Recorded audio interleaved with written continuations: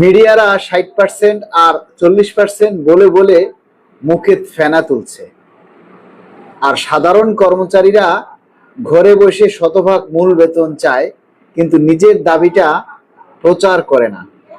তাহলে সরকার কিভাবে বুঝবে আমরা কষ্টে আছি নাকি আরামে?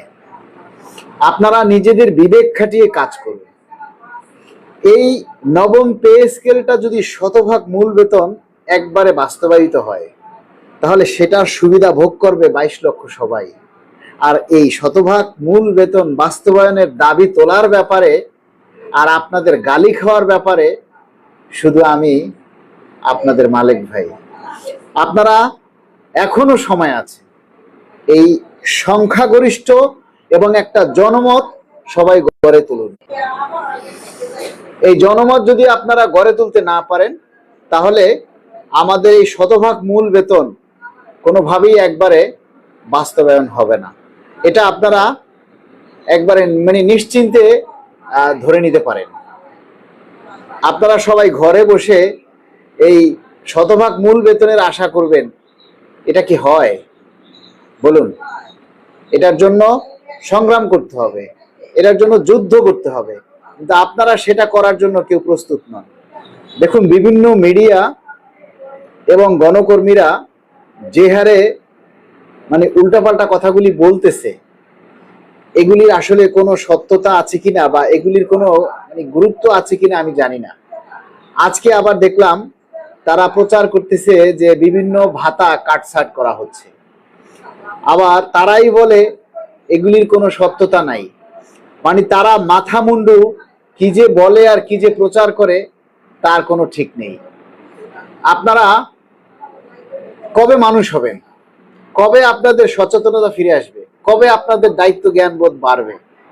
আপনাদের দায়িত্ব জ্ঞানবোধ যদি না বাড়ে, তাহলে শতভাগ মূল বেতন একবারে আপনারা আশা করেন না। এটা মামু বাড়ির মোয়ানা বা এটা দোকানের 8 টাকালা আর ওই কি বলে চানাচুর খাওয়া নয় যে চাইলাম আর পেয়ে গেলাম। ঘরে বসে বসে মুড়ি খাবেন আর লাইভে এসে চুপচাপ আমার কথা শুনবেন, একটু নিজের মতামত প্রকাশ করবেন না, শতভাগ মূল বেতন চাইবেন। দুনিয়াটা এত সহজ নয়। দুনিয়াটা এত সহজ নয়। শতভাগ মূল বেতন বাস্তবায়ন হলে সেটা সুবিধা ভোগ করবে 22 লক্ষ সবাই। আর সেই দাবিটা প্রচার করার বেলায়, সেই দাবিটা তোলার বেলায় মানুষ নাই। সরকার আপনারে কি মূলা দেবে না তাই কি মূল বেতন দিবে? এটা আশা করাটাও তো বোকামি।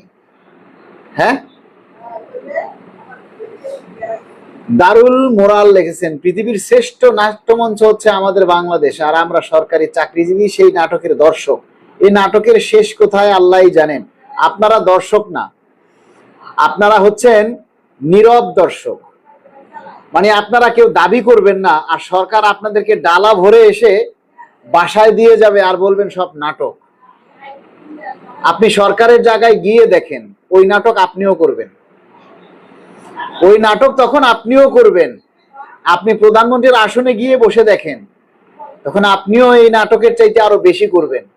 অন্যের দিকে আঙ্গুলটা তোলা যায়, আঙ্গুলটা নিজের দিকে তোলেন, অনেক কিছু জবাব পেয়ে যাবেন। অন্যের দিকে আঙ্গুলটা না তুলে আঙ্গুলটা নিজের দিকে তোলেন।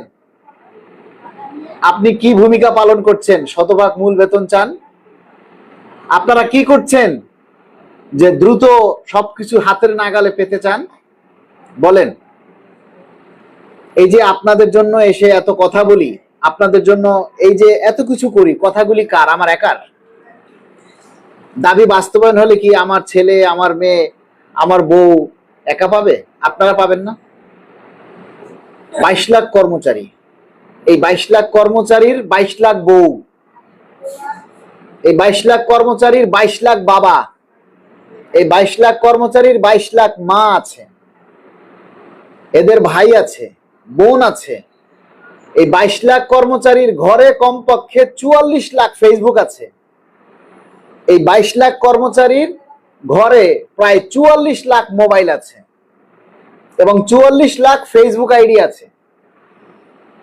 এই 44 লাখ ফেসবুক আইডি থেকে যদি আপনি শতভাগ মূল বেতনের দাবিটা তোলেন, সরকার বাস্তবায়ন না করে কোথায় যাবে? আপনারা কি করেন? আপনাদের দাবি শতভাগ সরকার কোন দুঃখে দিবে বলেন? আমি সরকার হইলে আপনাদেরকে 1 টাকাও দিতাম না, মানে আপনারা 1 টাকা পাওয়ারও যোগ্য না। আপনাদের সবার ঘুষের টাকা আছে, হারামের টাকা আছে, এই জন্য আপনাদের শরীরের চামড়া গন্ডারের চামড়ার মতো হয়ে গেছে। ভালো কথা বললেও এখন আপনাদের কানে যায় না। নিজের দাবির কথা নিজে প্রচার করেন না, নিজের দাবির কথা নিজে তুলে ধরেন না। কানে এখন মনে হয় যেন সবাই তুলে দিয়ে আছেন। 75 জন লাইভে আছে, কেউ লেখাপড়া জানে না, সবাই কি বকলম? আপনারা মতামত দিতে জানেন না? আপনি কি চাচ্ছেন? শতভাগ চাচ্ছেন নাকি 20% চাচ্ছেন নাকি 50% চাচ্ছেন? এই কথাগুলি আপনারা লিখে তুলে ধরতে পারেন না? আপনি লিখতে গেলে যদি আপনার চাকরি চলে যায়, তা আপনার বউরে দিয়ে লেখান, আপনার বাবাকে দিয়ে লেখান, আপনার মাকে দিয়ে লেখান, আপনার বোনকে দিয়ে লেখান। তারা তো ফেসবুক চালায় না? তা আপনার ভাই যদি আপনার দাবিটা তুলে ধরে তাহলে হবে না? আপনার ছেলে মেয়ে সবাই ফেসবুক চালায়, তার প্রত্যেকের ফেসবুক আইডি আছে, প্রত্যেকে যদি আপনার দাবিটা তুলে ধরে, আপনি বাবা, আপনি আপনার সন্তানের দাবিটা প্রচার করতে পারেন না? আপনি মা, আপনি আপনার সন্তানের দাবিটা প্রচার করতে পারেন না? আপনি স্ত্রী, আপনার স্বামীর বেতনটা বাড়ুক আপনি চান না? আপনি ছেলে মেয়ে, আপনি চান না আপনার বাবা মা বোন ভাই যারা সরকারি চাকরি করে তাদের বেতন বাড়ুক? আপনারা চান না? আপনারা তো সে দাবিটা তুলে ধরতে পারেন। তো সরকার কি হেঁটে হেঁটে আপনার ঘরে 17 ভাগ পে স্কেল এসে দিয়ে যাবে?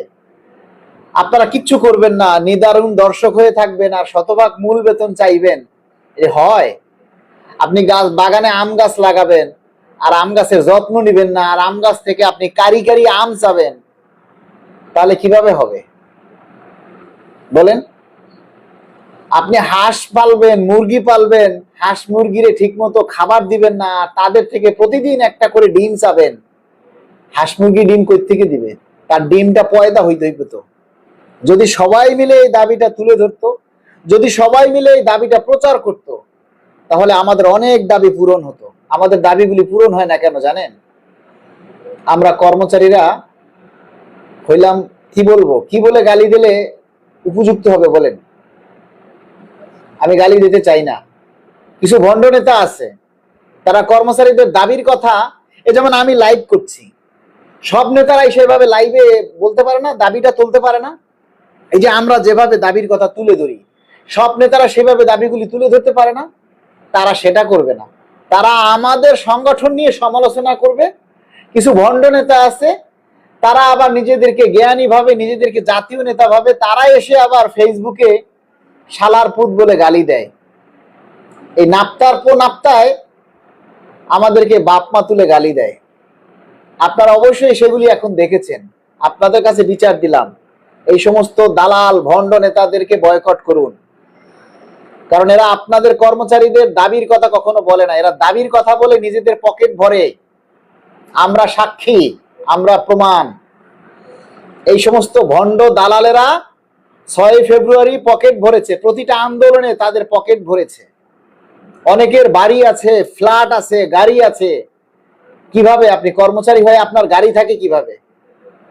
আপনার 3-4টা ফ্ল্যাট থাকে কিভাবে? আমরা সাধারণ কর্মচারীরা চুপ থাকি। দারুল ভাই লিখেছেন, আপনি সঠিক বলেছেন, আমরা অনেকেই চুপ থাকি, দাবির কথা তুলে ধরি না।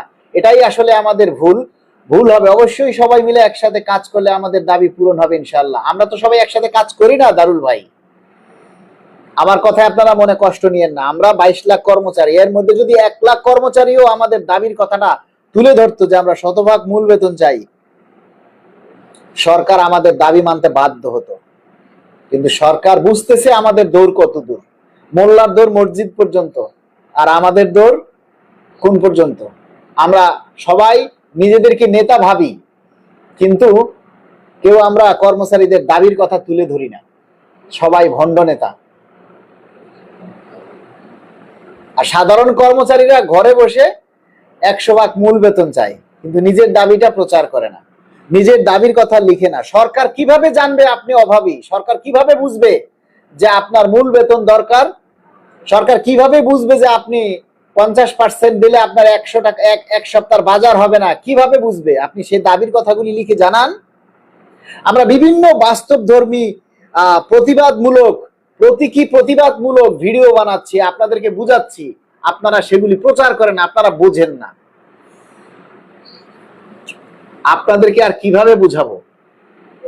তো আপনারা যদি নিজের ভালোটা নিজেরা না বোঝেন তাহলে আমাদের কিছু বলার নেই। আমাদের যতটুকু চেষ্টা করার আমরা করছি, এর বেশি কিছু করা সম্ভব নয়।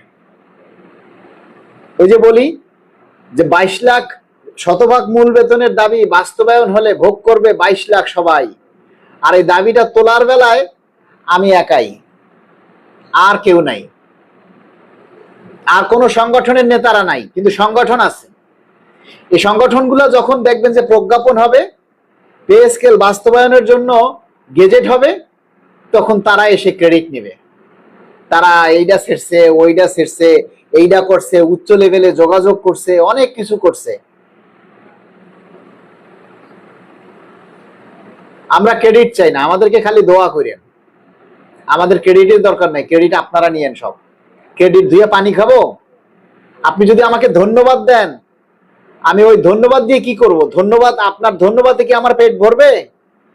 আপনি আমাকে যদি ক্রেডিট দেন, আপনি যদি আমাকে ধন্যবাদ দেন, ওই ক্রেডিট আর ধন্যবাদ দিয়ে কি আমার ছেলে মেয়ের স্কুলের বেতন হবে? আমার ওষুধের টাকা হবে? ধন্যবাদ দিয়ে আমি কি করব? আমার ধন্যবাদের দরকার নাই, পারলে একটু দোয়া করেন। আর যদি দোয়া করতে না পারেন, অন্তত গালি দিয়েন না, গালি দিয়েন না আপনারা।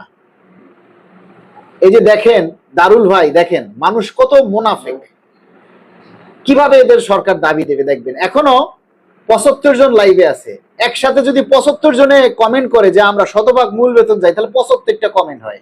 আমি পড়তেও পারি না, পারবো না, কিন্তু দেখেন 75 জনই হা করে তাকিয়ে আছে।